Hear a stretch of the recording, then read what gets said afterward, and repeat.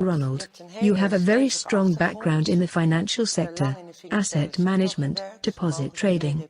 As far as I understood, can you tell us something about your experiences? For how long did you work there? Well, my experiences are more complicated than what you mentioned just now. Actually, I have been an entrepreneur my entire life. Independence being the key component to me. I have once tried being an employee, but that didn't work out. Being an entrepreneur, I have seen many sectors, amongst which I have experienced the financial world. All my other companies as an entrepreneur, like my own fashion line for ladies, car dealership and also import-export, had me involved to such an extent with building up my own fortune. It inherently guided me into the world of finance. Working in import-export, you encounter different currencies and you have to go to the exchange to trade through brokers. And one of the brokers said at some point, "Ronald, I've been looking at your life for a long time and you are always busy. You earn money, we know, but what is your goal?" And I replied, "The only goal I have as an entrepreneur is to earn as much money as I possibly can. Because, the more money I have, the quicker I can retire, be free and of course have status. Basically everything you want in this society, or at least, that's what I thought back then." So the broker said, "In that case, stop what you are doing now, stop with all those companies and just start dealing money, go into the financial world." And that is the beginning of that situation that is connected to your original question. The broker had a place in the exchange market and he dealt in currencies, deposits, so trading in assets to make money out of differences in interest rates, and that involved the aforementioned asset management.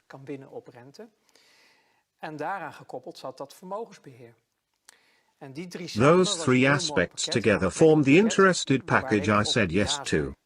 He said, "All right, you can take my place here, I'll train you, introduce you into the network, but in exchange I want 10% of your annual earnings."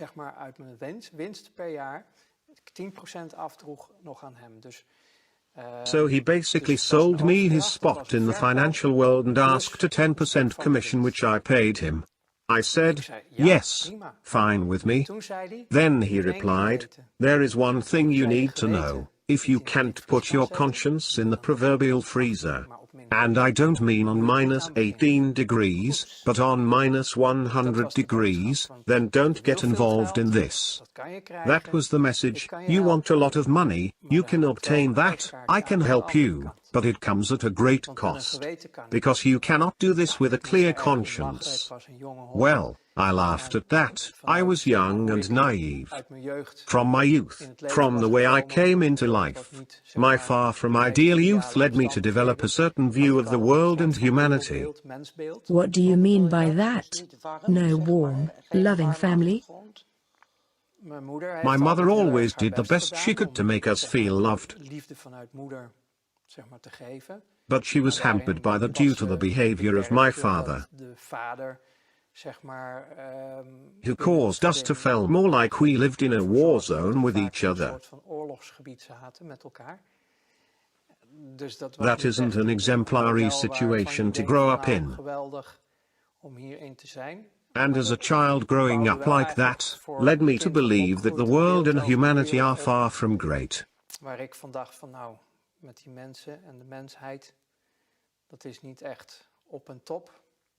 So putting your conscience in the freezer was fitting in as a starting point? I was partially already used to doing that out of self-preservation.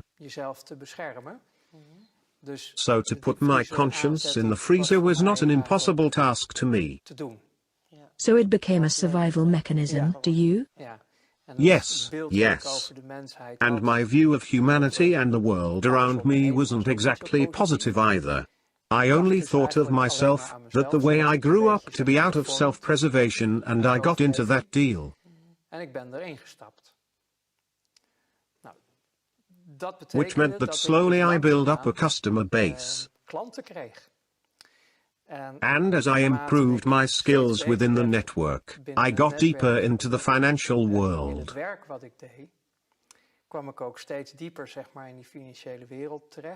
And then it turns out the world is really small, and you keep noticing that. Even when I was still working in import-export, dealing in grain and such, you notice it is just a small circle.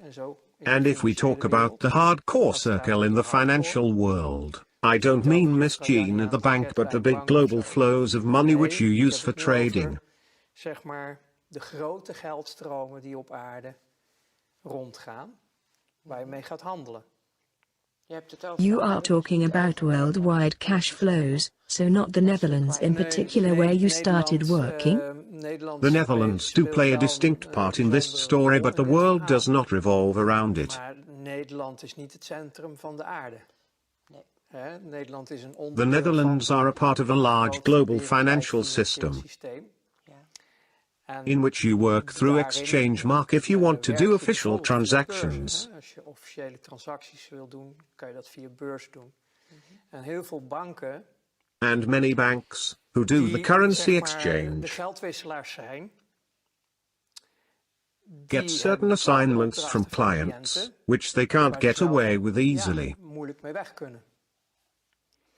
En dan is het handig. Then the need arises for people like me, who were the straw men where big money flows are involved. Je kan ook zeggen de loopjongen van het grote geld. We used certain financial constructions, international legislation, to move money in such a way making everything okay. Het geld zo gaan bewegen dat het allemaal oké is. So all supervisors, regulatory bodies that are in place worldwide, because they are. That no one wakes up seeing what is going on, like a year or two ago, with the scandal around Panama. Een hoop ophef hadden over Panama. The Panama Papers. Yes. Tax evasion. I think, well, it was about avoiding taxes. Tax evasion is when you break all the rules. This had to do with avoiding. But when you see what happened there, I'm like, guys, that is old news. And who are you bring with that, because it is peanuts and hardly relevant. However, for the common people, that is great news, but it is not anything big, but it does show there is something very wrong in this world. For example, there are people in the Netherlands, with certain positions, who have bank accounts in Panama, with legislation that allows them not to pay taxes in the Netherlands, which is completely legal. Constructions like that were part of my job. When we had to change currency, we had changes, the first boycotts in Iraq in the early 90s. Dat was in het begin van de jaren 90. When there was a boycott in Iraq because of the war that started there. And we were confronted with what we called Iraqi dollar. Iraqi dollars, which were actually American dollars. The American dollar has a direct relation to the oil prices, which made it a world trading currency backed up by oil. As long as that connection is in place, the dollar has a value. Officially, the Iraqi people weren't allowed to sell their oil due to the boycott. In theory, that is, because never before there was such a big business in oil. With discounts in this case, because officially it wasn't allowed, so with discounts it still crossed the borders.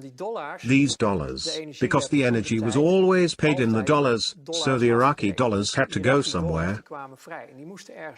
You couldn't just take them to the desk at the bank because of all the regulations and checks did provide a certain protection. Because money laundering and criminality wasn't anything new back then. Now we call it terrorism. But that was then also the case. So, then you need people to take the heat. As straw men, you got invited to a bank, for example, in Germany's, with basements full of trucks filled with money. And then you think, sure. trucks, transports. A busy company. Come with me. Then they show you they are all filled to maximum capacity with dollars. And they tell you we need to get rid of all this cash. So change them pounds, German marks, this, that, in such way, and it needs to go there and there. Are we now talking about money laundering? Well, processing cash. Processing cash in such a way that we can legally reintroduce it into the money circuit. So that was your task? That was an assignment my colleagues and I got. You are never alone on an assignment, because you cannot do this on your own. It is not possible. We all know Scrooge McDuck scooping money with his shovel. Well, we literally had to do that over there. It was impossible to process all at once. So, then you need to find a way. Cash used to be the predominant way of paying, where nowadays most is digital. But you tried to find a way to process the cash. How do you reintroduce the cash into the circuit so Iraq can deal in its soil without being hampered? Because they are the ones that own the money. Iraq doesn't want.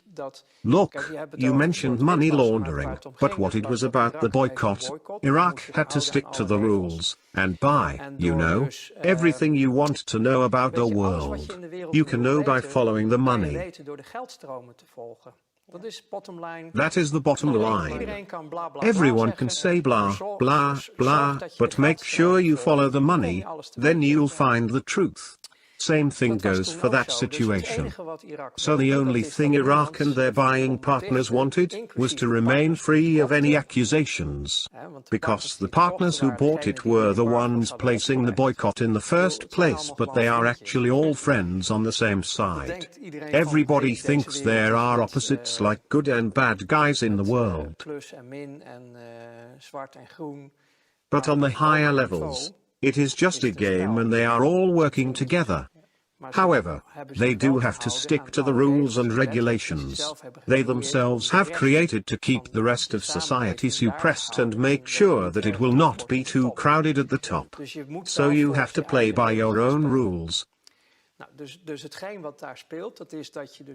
So what is going on there is to make sure that nobody can trace you, apart from the elite themselves. Nobody in lower ranks can find out what really happened. Compartmentalized, that's how we call it. Yes. Everyone knows only his own little piece. Only the elite knows what is happening. Yes, but because we were doing the dirty work, we had to know a lot. Because we couldn't afford to make any mistakes. How high in the pyramid did you get? Were you close to the top of the pyramid? Well, we were communicating with them. My ego would have loved it when I got to this position of belonging to the top itself. Nowadays we still talk about 8,000 to 8,500 people in the world who run the entire world. It would have been amazing to get into such a position back then. All right, but if we say the top knows 100%, can you estimate how much you knew and understood of what happened? In my work, I had to know 100% of what was going on. There was no other way, because of the interests of the people involved were huge. Especially for the top. If I wouldn't know all the details, I would end up making mistakes. Which would cause a spin-off, because those mistakes would be detected. Then the people that don't know anything about it would interfere. We are talking about having nerves of steel to function at this level. So did you have nerves of steel? Yes, it worked just fine. The freezer worked very well for you. Yes. I played at the highest level for about 5 years. And then it was totally over, out and done with. That was a very intense moment for me. That happened suddenly? Well, no, the thing is, I gave a small example of what was involved.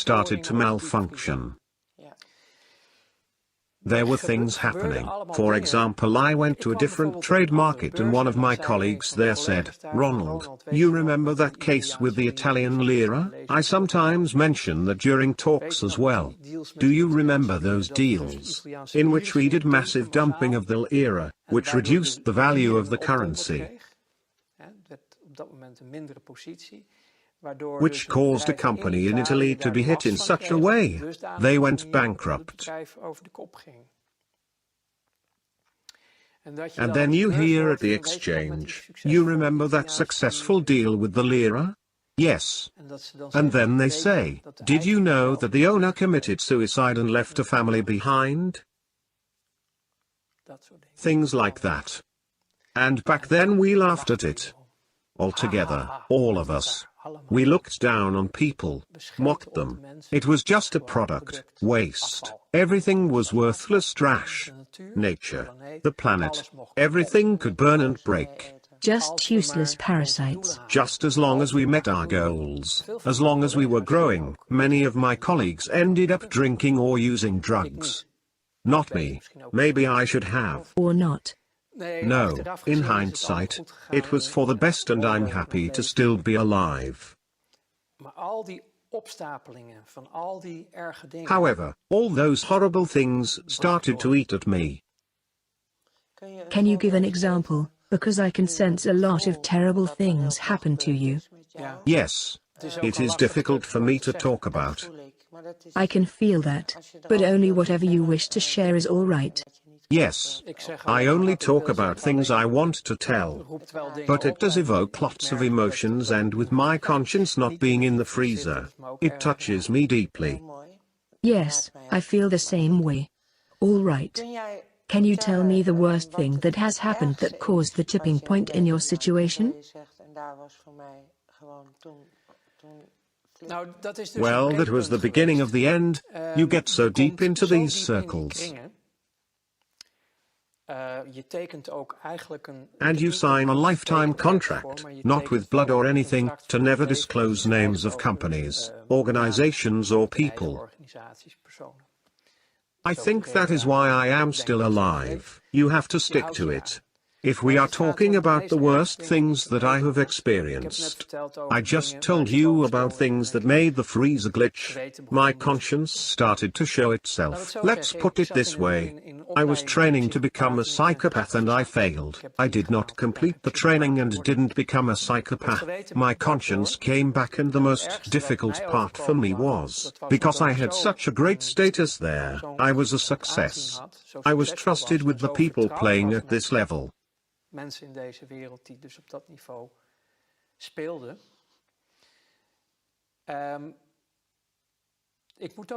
To put it carefully, most of these people followed a not very mainstream religion. So, you have Catholics, Protestants, all sorts of religions. These people, most of them, were Luciferians. And then you can say, religion is a fairy tale, God doesn't exist. None of that is real. Well, for these people, it is truth and reality. And they served something immaterial, what they called Lucifer. And I also was in contact with those circles, only I laughed at it because to me they were just clients. So, I went to places called churches of Satan. So now we are talking about Satanism. Yes. So, I visited these churches, just as a visitor, dropped by. And then they were doing their holy mass with naked women and liquor and stuff. And it just amused me. I didn't believe in any of this stuff, and was far from convinced if any of this was real. It was just a spectacle to you. Yes. In my opinion, the darkness and evil is within the people themselves. I didn't make the connection yet. So I was a guest in those circles, and it amused me greatly to see all those named women and the other things.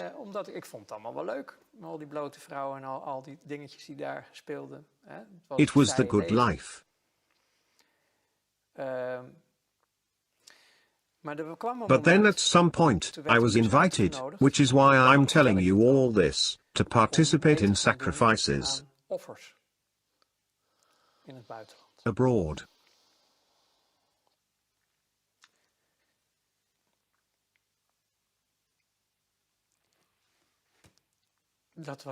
That was the breaking point. Children. You were asked to do that? Yes. And I couldn't do that. Would you like to stop for a moment, by the way? No. And then I started to slowly break down. I lived through quite a lot as a child myself, and this really touched me deeply. Everything changed. But that is the world I found myself in. And then I started to refuse assignments within my job. I could no longer do it, which made me a threat. I was no longer capable of functioning optimally. My performance started to shake and I had refused tasks. I had not participated. The purpose of the whole thing, eventually, in that world, is that they have everybody in their pocket. You need to be susceptible to blackmail. And blackmailing me proved to be very hard if I look back on it. They wanted to do that through those children. And that broke me. Is that, you are not telling me something new, what they also do in politics? If you Google this, you'll find enough worldwide witness accounts to know this isn't a Walt Disney fairy tale. Unfortunately, the truth is that worldwide they have been doing this for thousands of years. I once studied theology, and even in the Bible you find references to these practices with Israelites. The reason the first 10 tribes were banished to Babylonia was because of these rituals with children, including the sacrificing of children. So this is pertinent. All this made me believe, because I realized there was more to life than meets the eye. There is a whole invisible world. It is real. You really do talk about a dark force and a manifestation of light. So, I resorted to studying theology to make sense of it all.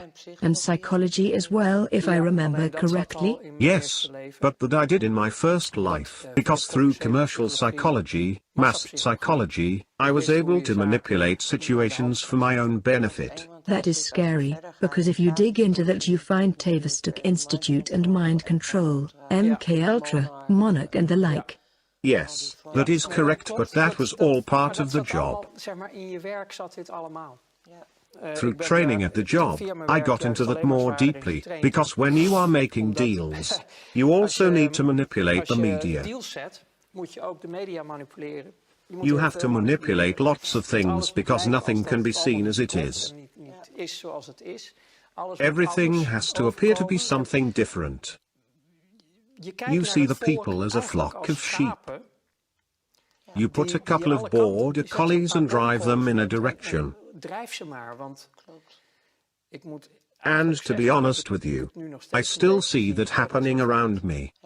People are still, through the systems and methods that we ourselves used to use, being treated in that same way, and it still works. People still don't understand how it really works and are still on the level of as long as I have my beer and whatever, completely self-absorbed, also a survival mechanism. I mean, it is the program after all. But you still see how stupidly easy it is to put people in a certain direction, when you are the one pulling the strings. That is mass psychology. Yes, and later, much later, in all those studies and discoveries, I found a document which they are claiming is bullshit, of course, the Protocols of Zion. And nowadays I recommend everyone to read the whole of that incredibly boring document. Just work through it, read it though. We are also talking about Zionism. Yes, of course. If you read the Protocols of Zion and really study them and understand, then it is like reading the newspaper of the daily life. How from their position of ultimate power, and ultimate it has literally become, But that is only because the people don't stand up for themselves. They don't realize what reality is. And we have all been programmed. If you dare to say you are against Zionism, then you are branded an anti-Semite. The negative, you can say evil, the Luciferians, the Satanists. Whatever you wish to call it, it is a real entity.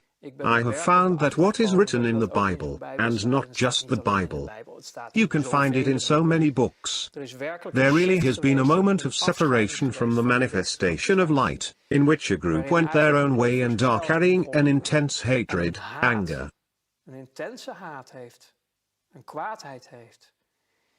The people who do not underestimate the severity of this are but few. Because this is an all-annihilating force that hates our guts. It hates creation. It hates life.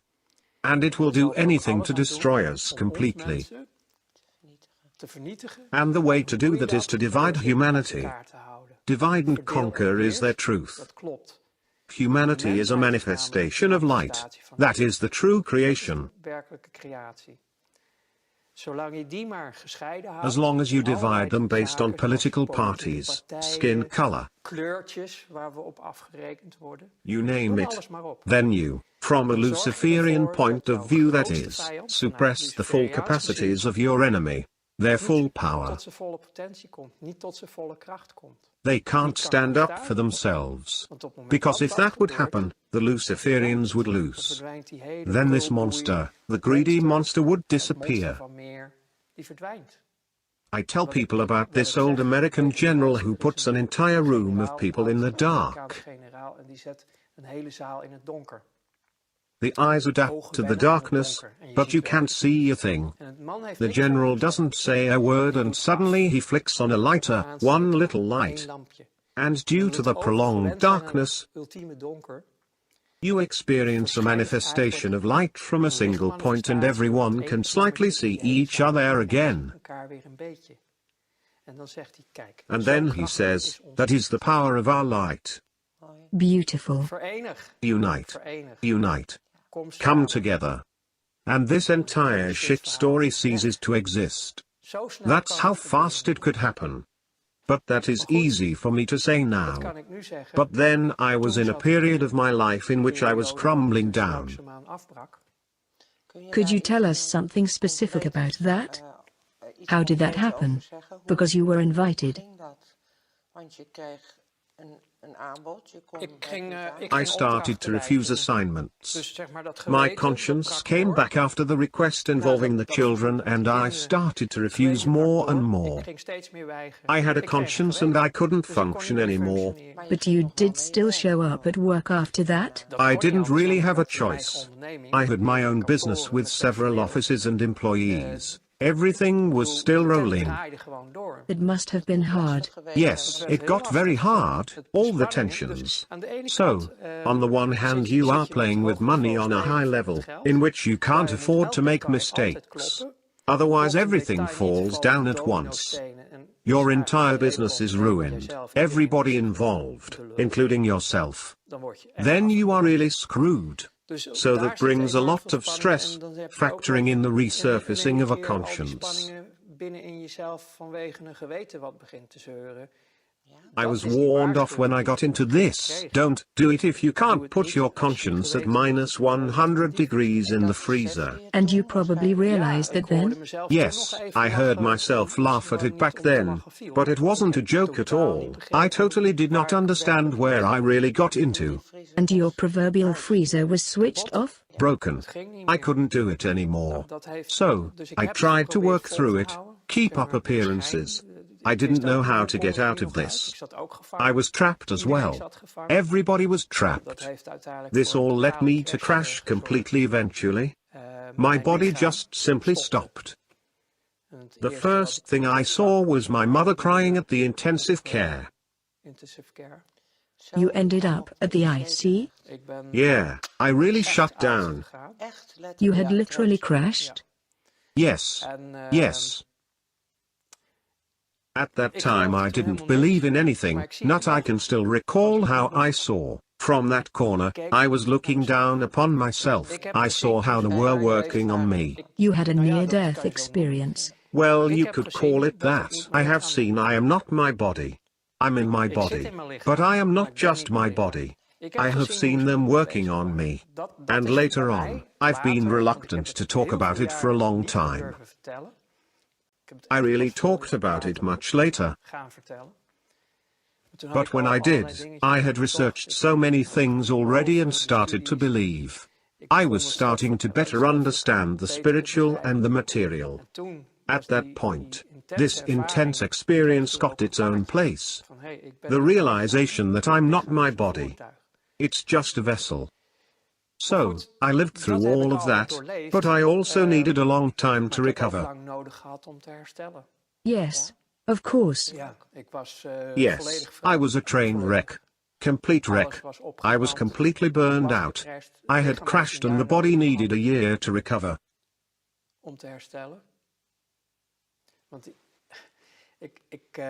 Because I don't really want to get into it now, but in those circles, I got tortured physically during my exit time.